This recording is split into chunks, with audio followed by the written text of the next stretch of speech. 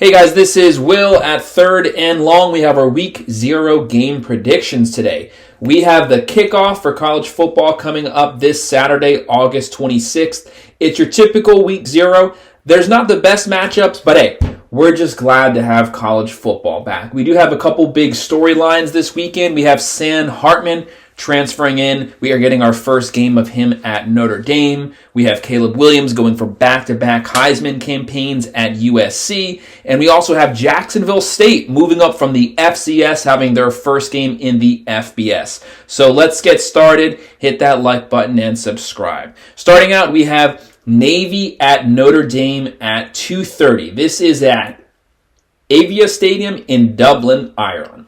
The main thing that I had to say there is why? Why is this game in Ireland? I don't really understand how they got Notre Dame. I know they're the Fighting Irish. It's an Irish school, usually.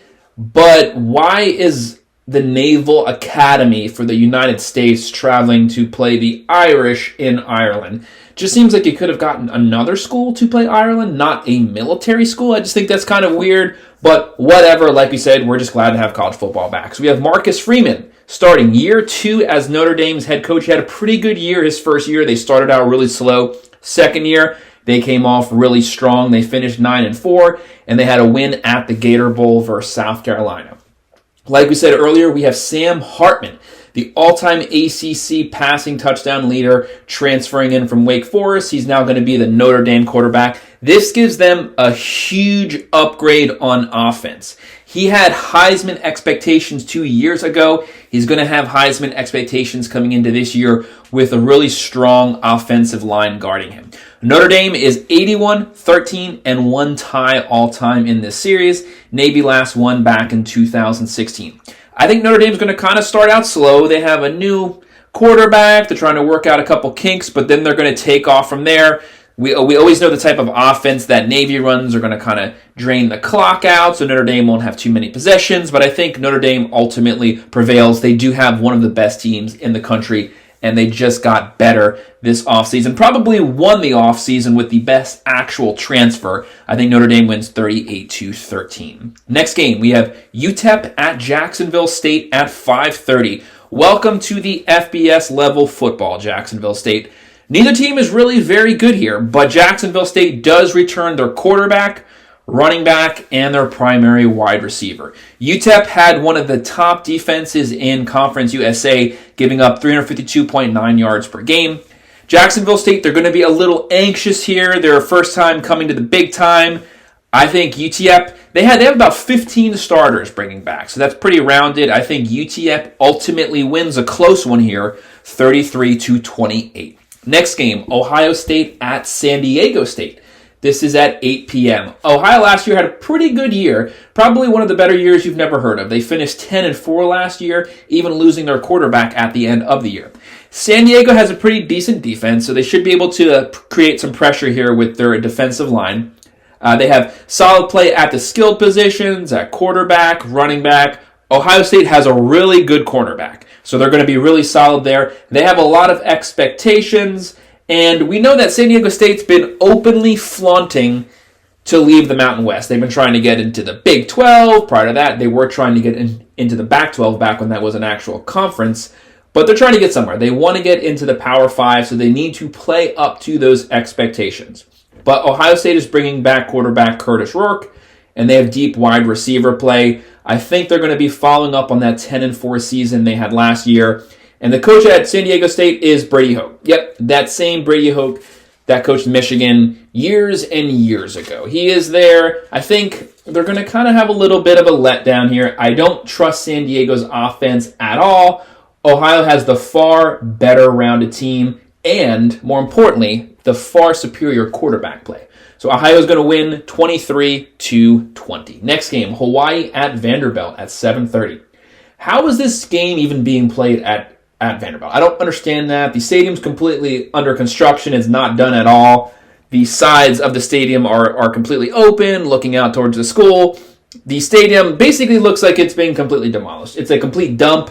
I don't understand that. Hawaii, they're not a very good football team at all. They probably don't care because Maui's on fire. Hawaii, even though it's a different island, they probably have a lot going on. They're probably preoccupied since one of their sister islands has been on fire. But like we said, they're not good anyways. And Vanderbilt's football program is a mess, but they have the distinction of being the only SEC team playing football on Saturday. That's right, the only SEC team. So they're going to be all pompous, repping the SEC flag, saying that they're the SEC, like they had anything to do with the success of the SEC. But anyways, they're going to be televised on the SEC network, so they're going to get all that praise. I think Hawaii's going to get ran off of the field completely. They're just going to be hoping not to get tetanus from stepping on some construction nail there. Vandy's going to win big. Quarterback A.J. Swan, he's going to have a pretty good day. I think Vandy wins 34-13. Next game we're looking at, UMass at New Mexico State University at 7 p.m. The Minutemen, UMass, lost 9 straight games at one point last year. They finished 1-11. Absolutely zero coaching changes made this offseason. There's really not much to say about that. Don Brown is the coach there. Their offense ranked dead last in FBS at 12.5 points per game. Defense gave up 31 points per game. I mean, this is such an embarrassment. This is probably the worst team ever in college football history. So pretty much whoever is playing them, I'm going to be picking them to win. The Aggies here, so New Mexico at least made a bowl game and won their bowl game last year. So if they were playing a community college, I would be picking them to win. So let's just cut straight to the chase.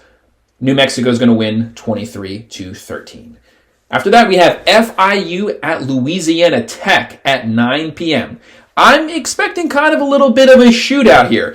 Louisiana Tech has a better secondary, so that might kind of be the things that swing this game. But the main thing is Hank Bachmeier, who transferred in from Ohio State at quarterback. He was a 4-star coming out of college. If you remember him, he's the one who had that really big game versus Florida State like 3 or 4 years ago.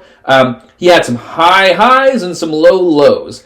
But I think that's going to be where he tears it up this year. He has Sonny Comby as the coach. He's a Mike Leach disciple. I think the air raid is going to succeed big time with him playing quarterback. He's going to have a big second half. First half will be slow. I think Louisiana Tech ultimately wins 34-28.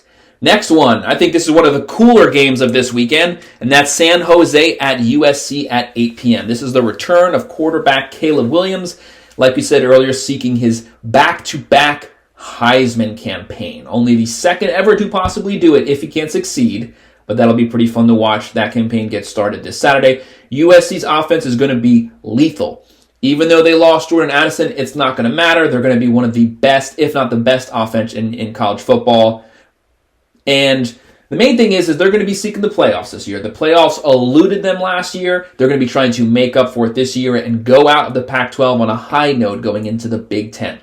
But it's the defense that actually all of our eyes are going to be on, because it's that awful defense that kept them out of the playoff picture last year. It's possible, because their offense was better than Ohio State's last year, that if their defense was just number 50 in the country, just be average, that they could have competed and possibly maybe even beat Georgia. That's how good the offense was.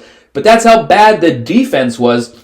The defense was worse than how good the offense was. So Alex Grinch, the defensive coordinator, he's going to be feeling the heat, and deservedly so. We get our first look at USC's improved defense this Saturday. It must bear fruit. We know they had a great offseason. They did really good in the transfer portal. They pretty much have a whole new defensive line. They better get some pressure. San Jose quarterback Chevron Cordero. Last year he had 3,200 yards, 23 touchdowns, 6 picks. So it's a pretty good game for the defense to be slightly challenged, to give them a little edge up going into the season once they get into conference play. So they're still getting some pretty decent quarterback play, because the Pac-12 is going to be loaded with quarterbacks this year. So they better get used to it. But we'll get to see if those defensive improvements have bared fruit. I think USC starts out a little sluggish, but then they get going. USC wins 48-23. It's the only thing that really stinks is it's on the Pac-12 network, so no one's going to be able to see it. So that's a dang shame. We all want to see Caleb Williams play because he's going to the NFL, and we all want to see the USC defense too. Can it just be average? Can it get any better? Because it can't possibly get worse. So we have 7 games this weekend. but 2 Heisman frontrunners, Sam Hartman and Caleb Williams. So some pretty decent matchups in those 2 games. We get to see 2 exciting players, even though we only have 7 games. But like we said, we're just glad that college football is back. College football is going to get all of the attention this weekend. And then next week, we have week 1 starting. Really good games coming up. We have Florida, Utah kicking things off on Thursday. And then we're going to have games all throughout the weekend. Saturday is loaded. And then we even have games on Sunday with Oregon State versus, again, San Jose State and LSU at Florida State. That's going to be fun. And then, of course, Monday, Clemson and Duke. But that's next weekend.